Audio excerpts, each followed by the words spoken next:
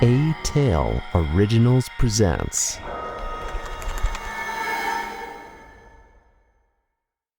"Why are you smiling?" Jennifer asked, suddenly materializing behind her mother.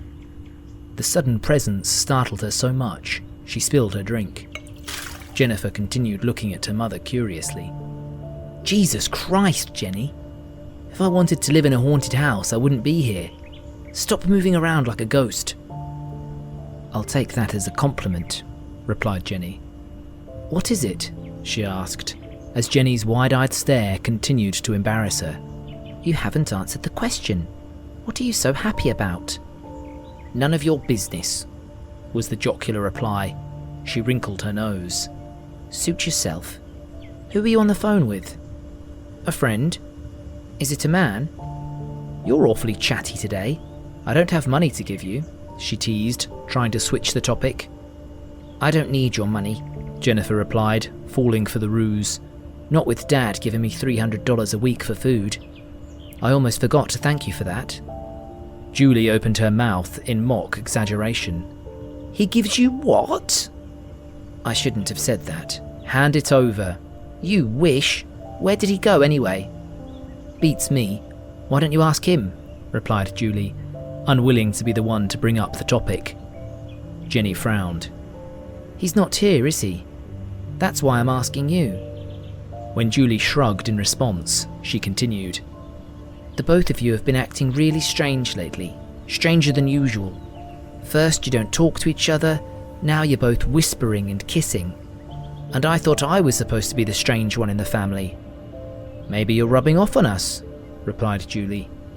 She hugged Jenny, face buried in her daughter's dense hair. To her surprise, Jenny, didn't reject the gesture. She even seemed to enjoy it. Jenny was usually standoffish when she wasn't confrontational, so she decided to enjoy the rare treat of affection from her daughter before she reverted to her old self. Her eyes came across her daughter's arms, and her good mood vanished. Did Jenny think she wouldn't notice the scars? Julie racked her brain, thinking of what to say that wouldn't ruin the moment. At the end, she decided not to say anything, judging that it would do little good. It wasn't unlike Jenny to shut her out when her mental health was brought up. Jennifer lay beside her, saying or doing nothing in particular, making Julie realise it had been long since she was this close to her daughter, or even her husband. Even before their quarrel, they were living like strangers who couldn't stand each other. They sat together for a while on their phones, and eventually, Jenny went to bed. Simon's deep engine announced his arrival. He looked gloomier than Julie imagined he would be. "How was it?" she asked, exchanging kisses. "Oh, it went well. I got the ship." "Then why'd you look so glum?" "What are you talking about?" "Never mind. Can I see the ship?" "I forgot to take pictures," he replied sheepishly. "Have you told her?" "Not really. We agreed you'd do that." Simon frowned. "I was thinking, maybe we should leave without... out of the question." Julie's tone and face said it all. "Cutting again?" he asked, voice low. She nodded. "Did you say anything to her?" She replied in the negative. Simon sighed. "All right, I'll tell her." 2 weeks had passed since Simon announced they were to leave for Jamaica. Julie, being Julie, had already scheduled the trip to a T. Simon, after seeing the bulk of her list, suggested she make some cuts. He stressed the importance of downtime together, some much-needed rest and relaxation. Simon found himself getting jittery as the day approached. Their marriage was already back on track, so the whole trip felt pointless. Julie would hear none of it. What was more pointless, and also a huge waste of money, would be buying a boat and foregoing the trip it was intended for. Even if they were doing better, she wouldn't miss a chance to travel. Simon's idea had reminded her how claustrophobic the city could be. Despite her excitement, she was genuinely terrified of the sea. In all honesty, she was terrified of travelling on sea and on air. Her fear of planes was partially subdued by her constant travels, but she was not used to a long week out on the sea. Simon assured her of his navigational skills, but she remained sceptical, especially when he produced a handbook of possible engine failures and how to deal with them. With his minor background in electrical engineering, he was confident of handling every issue, but his wife wasn't. If their past had taught her anything, it was that Simon tended to overestimate himself.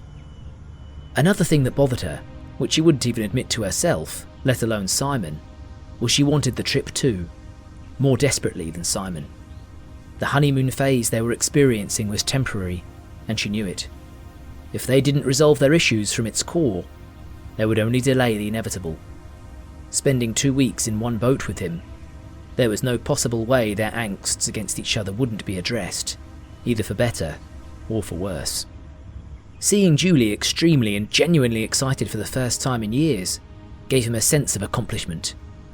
There always came a time when couples got too relaxed with each other, someone had told him.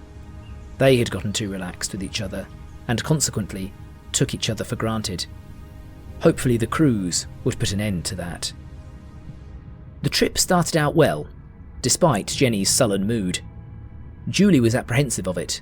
Simon, on the other hand, simply advised her to leave the child be, till she sulked to her heart's content. It had been war to bring her along. When she received news of the intended journey, she replied with laconic disinterest. Julie was still not bold enough to let out the controversial bit, that she was to accompany them. Rather, they were to drag her with her, as Jenny would very likely not want to go with them. Simon opted to convince her to come with them, but she strong-armed him into letting her do it, mostly because she was growing jealous she wasn't a part of the growing relationship between her husband and their daughter. In hindsight, she realised it was a stupid decision on her part. Being the one to force her into a trip she did not like would be extremely counterproductive. Even at the realisation, she was too stubborn to relegate the uncomfortable job back to the more suitable Simon. As the day approached, she became more pensive and angry. She was afraid of her own daughter.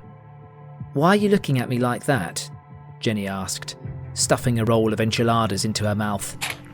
Julie had been staring at her without knowing it. "Because you eat like a pig," she replied. "I used to watch you eat when I was little, so if I have poor eating habits, it's probably your fault.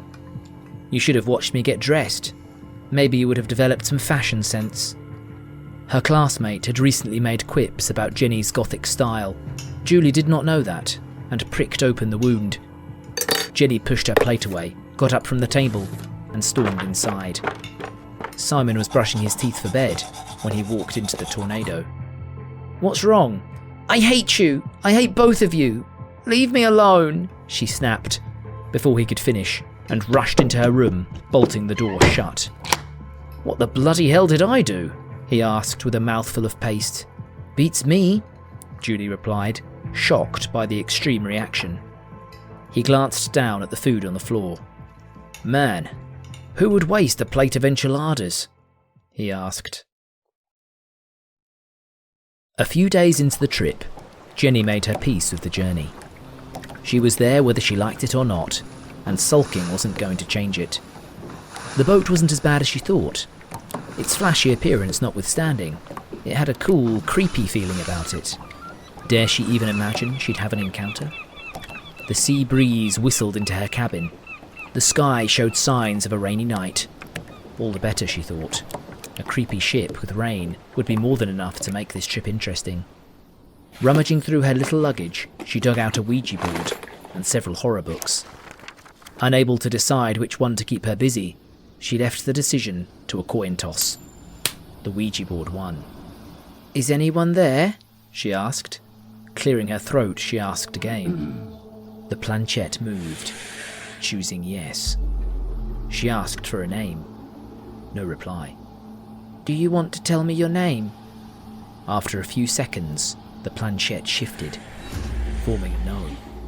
When asked why, there was no reaction. She moved on. "Do you want us aboard your ship?" The answer was a negative. "Do you want us to leave?" The presence said no. The game went on as she asked more questions. If it was friendly, if it was trapped, with a significant amount of disinterest. Since she learned the ideomotor mechanism of a Ouija board, Her interest and belief in its efficacy had drained considerably. Eventually she got bored and said goodbye. She was about to toss it aside when the planchette moved, this time on its own, and said no.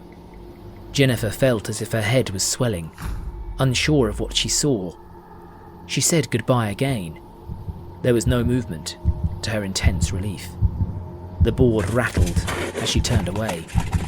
She looked back and watched. To her horror, the planchette moved on its own, from an N to an O. She managed to come out of a minor paralysis that held her body and backed away from the Ouija. Consciously, she was aware she was backing against the wall and was expecting her body to hit it any time soon. It didn't. She backed into a heavy-clothed body, and a warm, wet hand held her shoulders. She didn't wait to see who or what she walked into. Screaming, she ran from the room, not before catching a glimpse of the intruder. It was a woman. A very tall woman, with a corpse-like skin and face with no features. The figure seemed to be floating at first, but landed and pursued her. She ran breathlessly, struggling not to die from panic as the figure pounded after her. A quick jump saved her as it flung itself toward her at a small step, barely missing, its hands grazing her leg. Jennifer shot faster, screaming for Simon as she ran. The room they had chosen had escaped from her memory, so she banged across each door as she ran. They were all locked. The figure emerged from the corner and dashed for her. Jenny banged desperately on the last door as the tall corpse made for her. She had nowhere else to run, and her pursuer knew it. The ghastly woman stopped running and walked calmly up to the panicking girl. Her featureless face seemed to be growing eyes. Blood spurted painfully from the holes where the eyes were forming. Just when she was within an arm's reach, the door opened, and Jenny bolted in and ran into another figure. There was no need to look up to realise the person she ran into wasn't her father, or even anyone she knew. Slowly, she raised her eyes and saw the same figure as the one that pursued her, only this time the face was fully formed, painted with blood. What she saw was a twisted, demonic version of her own face. The slimy, cold hands that had held her reassuringly turned into a vice grip. Jenny's scream woke her up. Her room was pitch black, and only the sound of wind and sea could be heard. Instinctively, she switched on the light, expecting to see some sort of figure. There was none. Whatever she saw in her nightmare had not followed her to the real world, it seemed. But there was need for certainty. She dove into her bag, brought out the Ouija board, and flung it into the sea. Sleeping in the bedroom was no longer an option. Even with the bright light of the ship, the harrowing experience of a nightmare had still not left her. Sleeping with Simon and Julie was out of the question.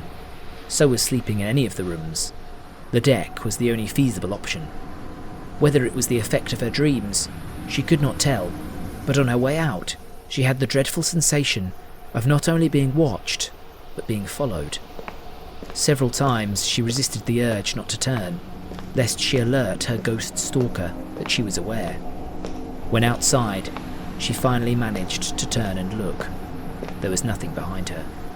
At least her eyes told her so. Her mind, on the other hand, kept suggesting there was someone standing in the middle of the hallway. An apparition she could not see. There was nothing to be done. The cold sea air seeped into her body till it replaced her fear of the unseen.